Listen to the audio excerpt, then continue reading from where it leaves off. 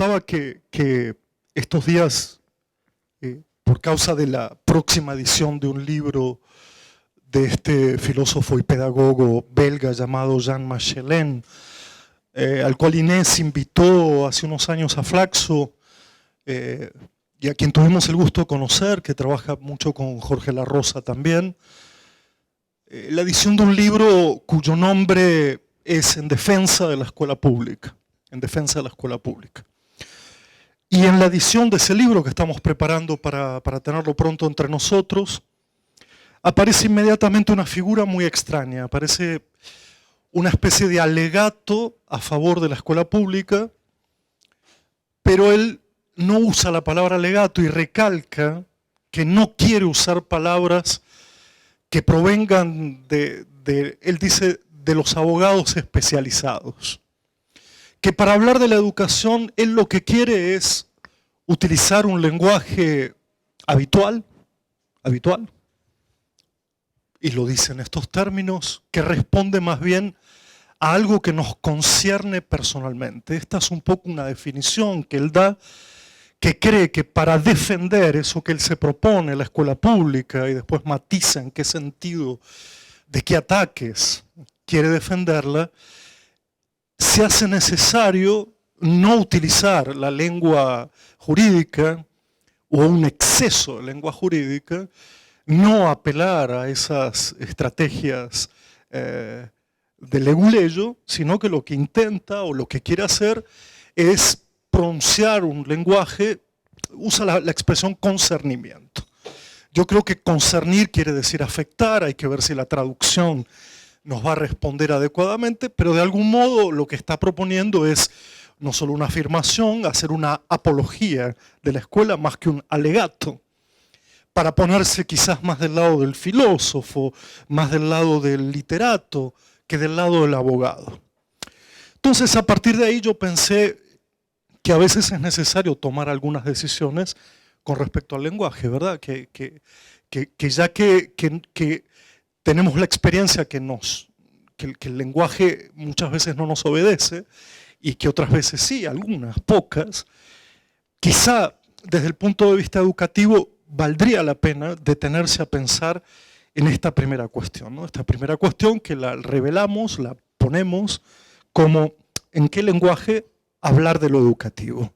Lo que viene a continuación también es cómo conversamos, claro, porque no es cualquier conversación, no se trata, como digo permanentemente, de una conversación entre amigos, no se trata de una conversación sobre cómo estás, no se trata de una conversación de mensajes de texto, se trata de una pregunta para mí muy seria.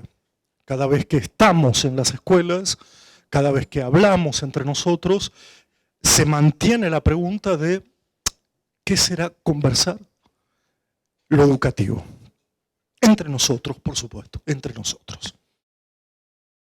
Las tres preguntas o cuestiones o subrayados que de verdad le quiero hacer, que de verdad me parecen que valdría la pena conversar, y ella tendrá igualmente sus cuestiones, las quisiera formular muy sencillamente del siguiente modo. Y las tres preguntas serían, la primera, si valdría la pena afirmar que la pedagogía, la educación tienen un lenguaje propio, común, si hay allí un lenguaje propio. Claro que no universal, claro que filtrado, tamizado, mediado por tantas experiencias singulares, en fin, pero si de alguna manera se puede decir que la educación y el lenguaje mantienen una relación de identidad, o no. Segundo, a ver si lo puedo plantear de este modo. Si lo que hoy caracteriza buena parte del lenguaje educativo es el lenguaje del derecho, si sus dos derivaciones para la conversación son, por un lado, lo ético,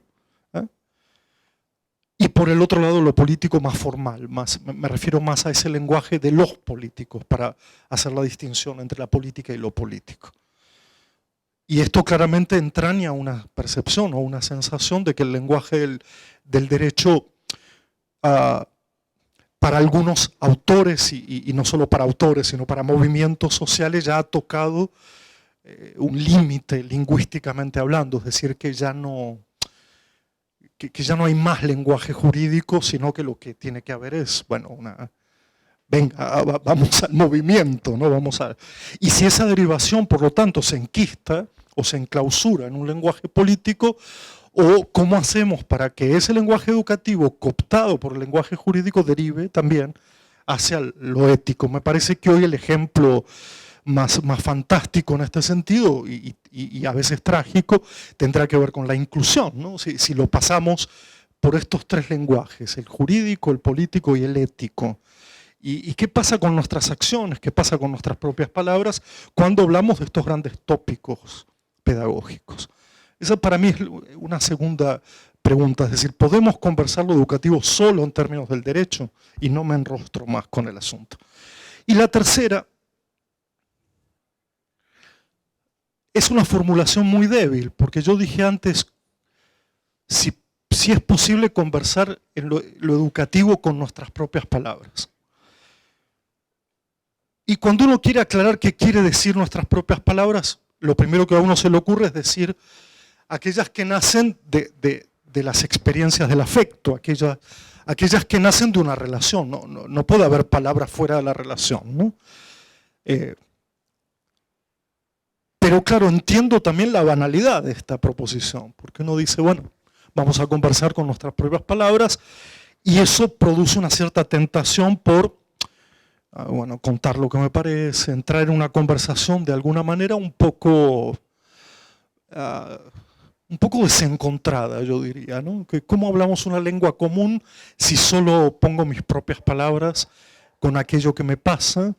Es decir, por un lado tengo la impresión de que esto es cierto, de que lo educativo se juega en poder conversar con nuestras propias palabras, y que esas propias palabras nacen de la experiencia vincular, pero al mismo tiempo noto su propia debilidad en la propia afirmación.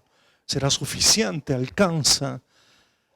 Todo es cuestión de soltar lo que me pasa, de decir lo que me pasa, de sentarnos en una suerte de consejo terapéutico. Y no creo, pero al mismo tiempo no sé cómo cambiar esta formulación. Por lo tanto, aquí están las tres señales de lo que yo te propongo conversar inicialmente, partiendo de la infección del lenguaje que no puedo evitar, partiendo de esa sensación de que hay algo del lenguaje que ya está mal herido y que no podemos obviar, que no podemos descuidar. Una primera cosa que quiero decir es que me gusta mucho el género de la conversación. Y cuando estaba pensando en qué decir, estaba leyendo por otro trabajo un texto sobre la entrevista y el diálogo de Louis Marin, o Luis Marín, podemos llamarlo, castellanizándolo, un francés que trabajaba mucho en historia del arte, sobre todo semiólogo. Y él dice, bueno, la entrevista, y yo diría también la conversación, es un discurso que puede aceptar las sorpresas y el detenerse, las aceleraciones y las lentitudes, las dudas, el escaparse, la deriva, los saltos de atención o de humor, la fascinación, la estupefacción. Él dice, el diálogo, la entrevista, ¿no es acaso la forma de discurso más apropiada para andar paseando para estas visitas que uno quiere hacer? O al menos para poder decir las sorpresas, para confiarse los problemas, para romper las distracciones. Y a mí esta idea de poner la duda, ¿no? De permitirse la duda, sin por eso quedarse en el divague, ¿no? Y sin quedarse, y esto es algo de lo que me gustaría hablar más, ¿no? En una época con tantos paneles de opinólogos que dicen cualquier cosa y en las que la cuestión de los afectos, de la afección, está muy tomada por Beatriz Sarlo lo llamó en un momento el teatro posmoderno de los afectos, ¿no? Del yo siento, yo opino, ¿no? Yo creo, y ahí se termina todo. Entonces creo que en el terreno de la pedagogía también estamos instalados en un escenario donde las lenguas siempre estuvieron muy mezcladas, pero hoy están también atravesadas por estas cuestiones de de cómo se enuncian hoy los afectos, los derechos, lo individual, lo colectivo, lo común, lo público, ¿no? Que me parece que tenemos que tomar, ¿no? Y que no habría que mirar al costado, ¿no? Y que me parece que cuando pensamos la escuela, a mí el texto del que empezó hablando Carlos, de Jan Magellan, a mí me parece un texto central. La verdad es que, bueno, celebro mucho que se esté ahora traduciendo y que podamos conversarlo, ojalá que en otros encuentros. Es un texto muy polémico que puede leerse, bueno, creo que lo llama manifiesto también, ¿no? Un manifiesto por la escuela pública o por la escuela, y él dice, bueno, es una cuestión pública. ¿Y por qué la escuela es una cuestión pública? Y hay que tener en cuenta que en Europa, y yo diría también, obviamente en Estados Unidos, quizás más todavía, avanza muchísimo el discurso,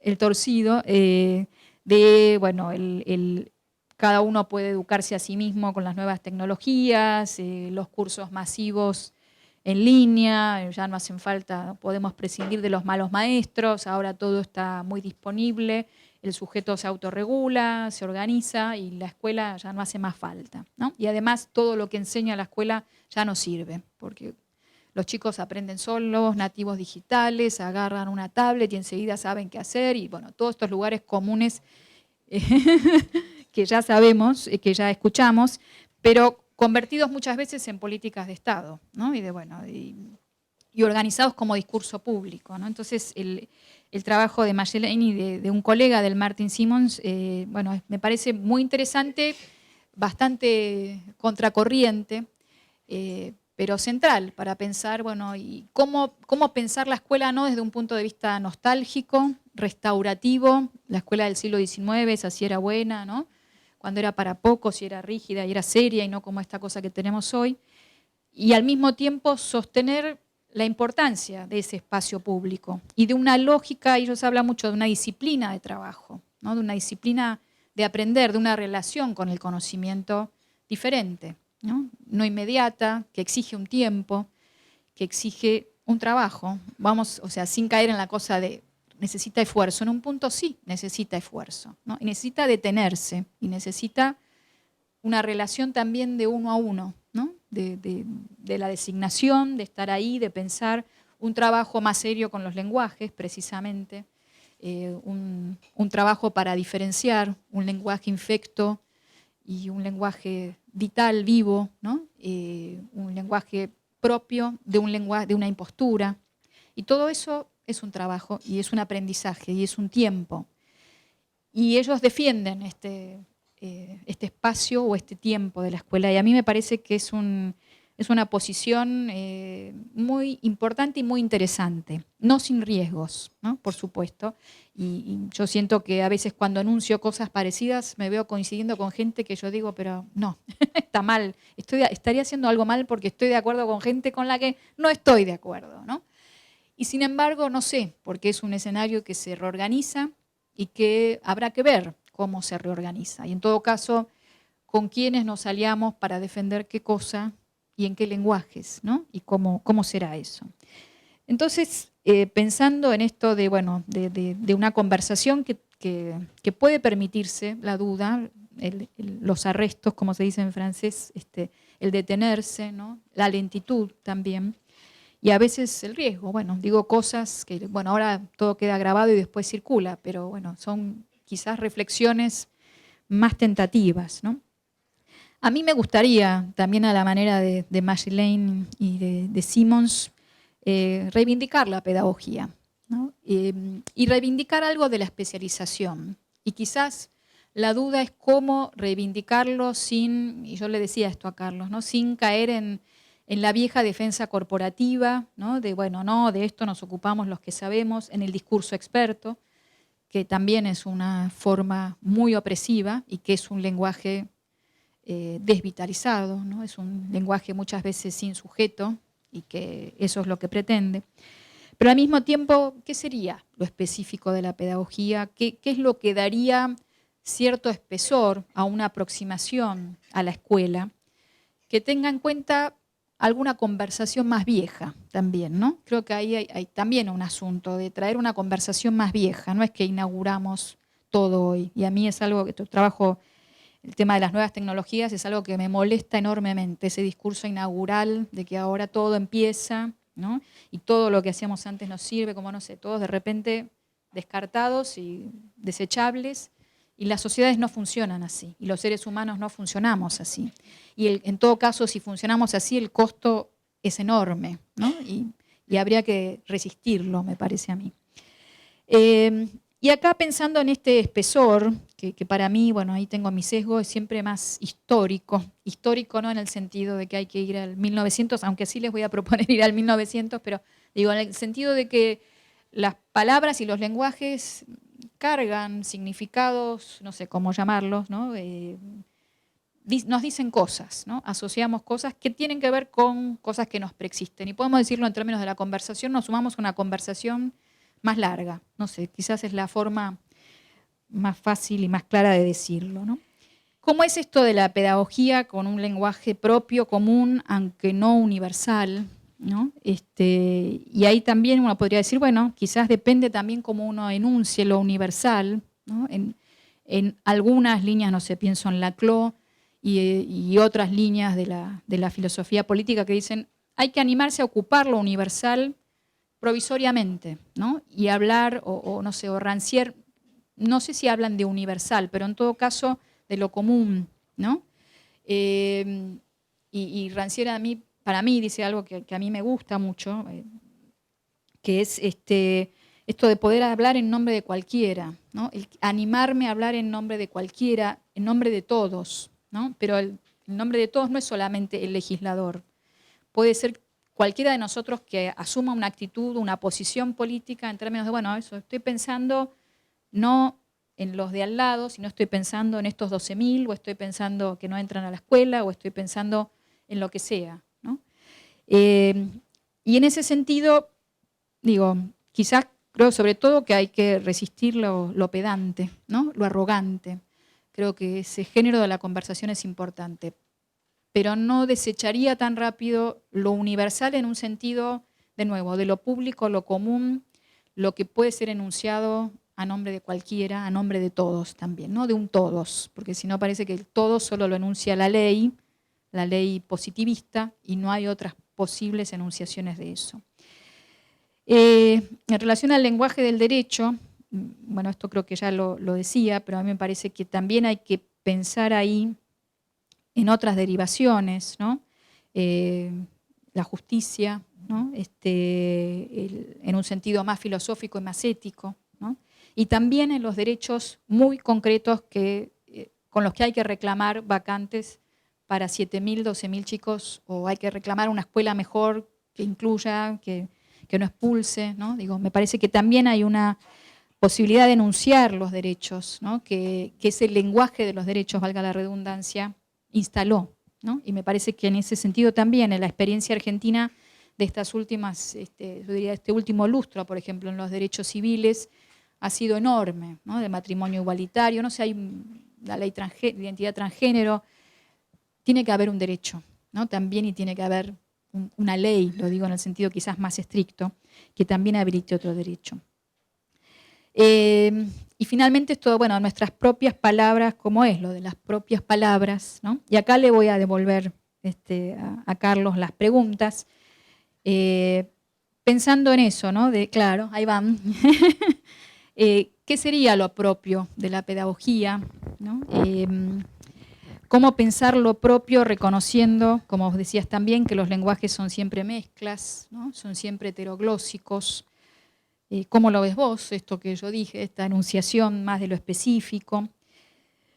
Y también, vuelvo a lo que señalaba al principio, ¿dónde queda el lenguaje de la ciencia, con el que vos te peleás mucho, del lenguaje especializado, el lenguaje de las disciplinas como un esfuerzo sistemático de aproximación a un problema, ¿no?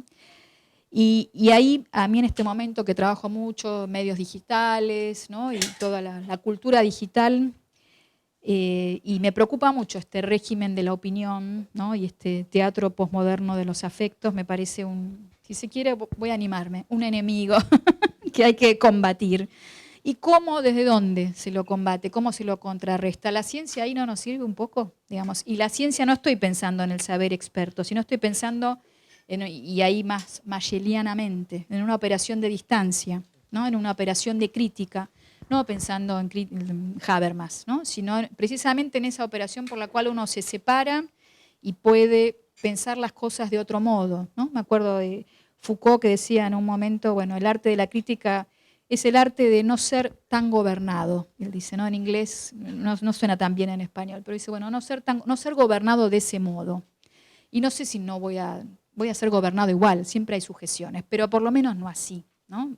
Quiero discutirte que no sea así. Y para mí el lenguaje de la crítica, y en ese sentido de esa crítica en un punto que tiene cierta especialización, en la que no vale todo, ¿no?